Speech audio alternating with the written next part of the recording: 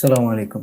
একটা খুব গুরুত্বপূর্ণ বিষয় নিয়ে কথা বলতে যাচ্ছি। সেটা হলো কিছুদিন আগে বাংলাদেশে যখন সরকারিভাবে টাইফয়েডের টিকা দেয়া শুরু হয়েছিল, তখন সোশ্যাল মিডিয়াতে কিছু মানুষকে দেখলাম যে টাইফয়েডের টিকার বিরুদ্ধে ক্যাম্পেইন চালাতে। তো তাদের এই ক্যাম্পেইনগুলোর ক্ষেত্রে কিছু কনস্পিরেসি কাজ করতেছিল বা তাদের নিজেদের কিছু বিশ্বাস যে টিকার মধ্যে মাইক্রোচিপ বা টিকার মাধ্যমে বাংলাদেশের মানুষদেরকে অকার্যকর করে দেয়া, বন্ধা করে দেয়া বা এ ধরনের অনেকগুলা কনস্পিরেসির কথা বলছে। কিন্তু এগুলো আসলে কোনো স্পেসিফিক যুক্তিসঙ্গত সায়েন্টিফিক প্রমাণ নাই। তো কোনো প্রমাণ না থাকার পরেও যেহেতু এগুলো মুখরোচক, এই জন্য অনেক বেশি মানুষের কাছে খুব দ্রুত এই জিনিসগুলো পৌঁছায় গেছে এবং দেখা গেলো অনেক মানুষজন যারা ভুল বুঝে পর্যাপ্ত ডেটা না থাকার কারণে তারা হলো টাইফয়েডের টিকাটা নেয় নাই বা নিজেদের পরিবারের সদস্যদের যাদের নেওয়া উচিত ছিল তাদেরকে দেয় নাই। তো যার ফলে যেটা হলো যে এই টিকা ক্যাম্পেইনটা অনেকটুকু বলা যায় যে ব্যর্থ হয়েছে। তো এটার কথা কেন বলছি, কারণ বাংলাদেশে প্রতিনিয়ত কিছু মানুষ যারা আসলে ওই বিষয়টাতে অভিজ্ঞ না, কিন্তু অভিজ্ঞ না হওয়ার পরেও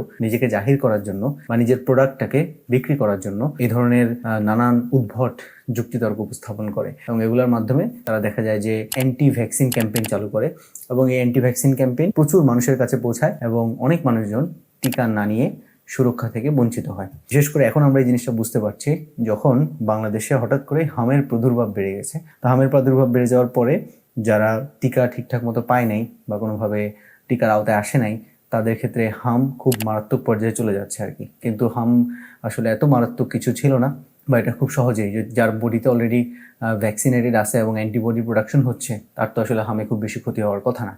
কিন্তু তাও যেহেতু আমাদের ক্যাম্পেইনটা কোনো না কোনোভাবে ফেল করেছে, এই জন্য এখন এইরকম বিপদ আমাদের দেখা দিচ্ছে।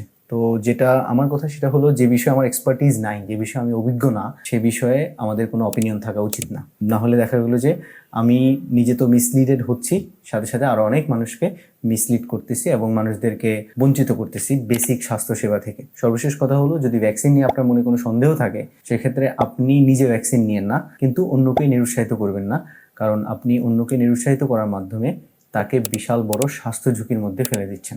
ধন্যবাদ।